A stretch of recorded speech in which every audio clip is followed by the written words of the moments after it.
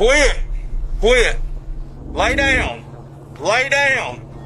This is Sean Eugene Good, and he has just killed his uncle in broad daylight. Had to do it. And then he went crazy and started.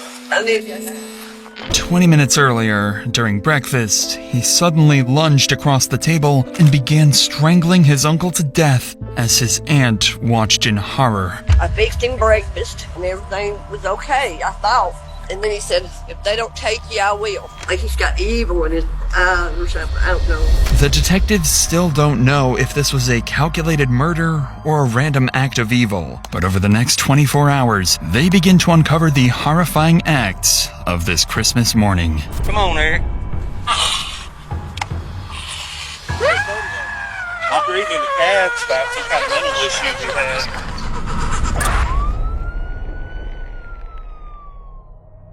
In the early hours of a Wednesday morning, the Whitfield County Sheriff's Office receives a frantic call from a woman claiming her nephew is choking her husband. On the line is 63-year-old Elizabeth Ann Pullen, her voice shaking as she struggles to pull her nephew away. Officers rush to the scene, unaware that the elderly man is only moments away from death.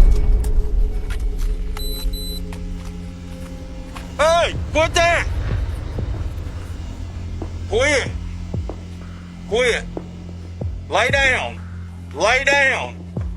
I'm telling you, lay down! Put your hands behind your back now! Put them behind your back now! Don't you move. Had to do it. You had to do what? Tell MS, come on with it. The elderly male's blue in the face. Let's move him over that way they can work on him. What's his name? His name's Sean. Sean, get up, man. Sean, You're gonna have to pick me up. you have to turn over. Bend your knees. All right, now help me get you up. You know, I don't think we just fed him. And then he went crazy and started. I knew you. This is Sean Eugene Good, caught in the act of choking his Uncle Ricky to death. All Sean can say is that he had to do it, which leaves officers with an even bigger mystery to solve. Meanwhile, as officers try to bring Ricky back to life, it becomes clear it may already be too late, and that they might have a murder investigation on their hands. Ricky. He's choked him. I pulled up, they was on top of choking him. He said, I got him in my taser. He said, get on your belly. He said, I had to do it. I don't think, unless the doctor says otherwise, he's going to think you're calling the doctor.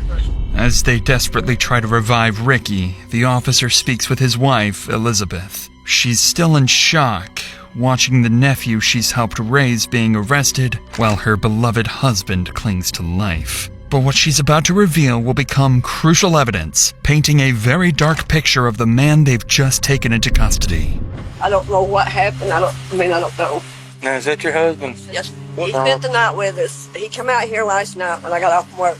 Let him sleep on the couch in my house. I fixed him breakfast and everything was okay, I thought.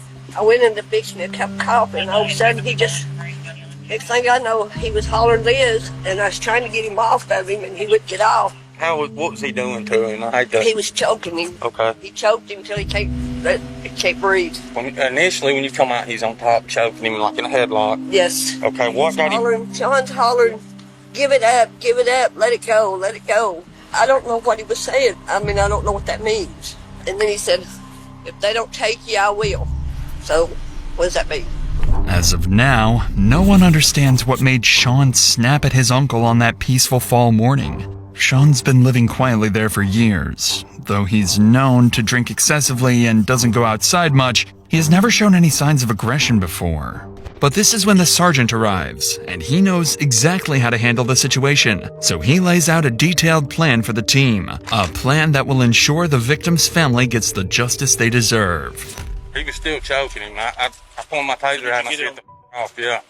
And he rolled off, and he started acting like he was going to get up. I said, get on the ground. Cuffed him. Something's wrong with him, isn't there? I don't know. That's I heard her crazy. say something. See if we can figure out what kind of issues he's got. We need that body cam docked so we can view that as quick as we can. Boy, he's acting. I don't know. Y'all be able to talk to him right here. No, let's just go ahead and just send him back. Dude's laying on the seat. That way. The sergeant orders the officers to take Sean straight to jail.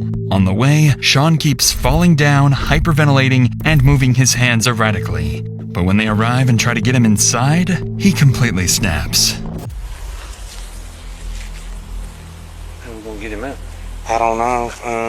God damn. Okay. Step out and it won't hurt. Yeah. All right, hold still right there. Put him down. Nope.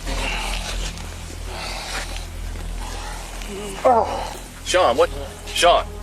I was reading in the cabs about some kind of mental issues he had. Not sure what he's got going on. Hey, these guys are here to check you out, Sean. Well, do you feel like you can walk, or do you want us to wait on a wheelchair? There you go. You feeling okay now? All right, just breathe, man. Just breathe, okay? I can't fit through it one time, so I'm going first. Take care for me, Sean, if you would, please, okay? Throw that one on my desk. Yes, sir. Keep this. All right. Oh, dude, what are you doing? Sean. Hey. You all right? No, I'm not all right. All right, well, let's sit you back up and get you in this chair. Where would you rather sit? I want you to be in the chair. Well, let's do this again. Sean is finally brought into the interrogation room, but since he's so disoriented, the detectives decide to give him some time to collect himself. Meanwhile, back at the scene, Ricky's wife receives devastating news. Despite the paramedics' best efforts, her husband has been pronounced dead. Sean's uncle was a hardworking, caring man loved by everyone. His favorite pastime was sitting on the porch, counting airplanes with his grandkids. He cared deeply about Sean, which makes what happened to him all the more tragic. Now, with a murder case on their hands, the stakes rise significantly. And with Sean in no condition to talk, detectives bring his aunt, Elizabeth, into the station. What she says next points to the moment when Sean seemingly lost his grip on reality. A moment that ultimately led to Ricky's brutal murder. Ricky was hitting on the table, telling him to quit, and he wouldn't quit. He just kept saying, if they don't get you, I will. But he's real, agitated, you know. He's Right. like he's got evil in his eyes or something. I don't know. Since his mama died, it's like he just went crazy, you know. And what makes you say that he went crazy after that? It's just by the way he was doing. Sean's mother died a few years ago, leaving his already fragile mental state even more unstable. This is when the detective truly begins to understand just how mentally disturbed Sean has been for years, and how the system's failures made today's tragedy feel almost inevitable. The detective ends the interview with Elizabeth there, and by now, Sean has calmed down considerably, and the detective decides it's time to question him, still holding out hope for some kind of motive. But what he learns is that sometimes evil can't be explained away. When asked why he did it, he offers one crazy explanation after another. I killed him because I loved him. It had to be done for the safety of the universe, for the world, for the children, for the military. But this is when Sean's delusions would begin to fade, and he would finally start to grasp what he's done. Hey, Sean, how are you? Well, how you feeling? I'm sorry for the slap. It's okay. It's hard to... Sean, are there any injuries that you have that were from Ricky fighting back? No. I'm being told that there's an injury inside your hairline on the right side of your head.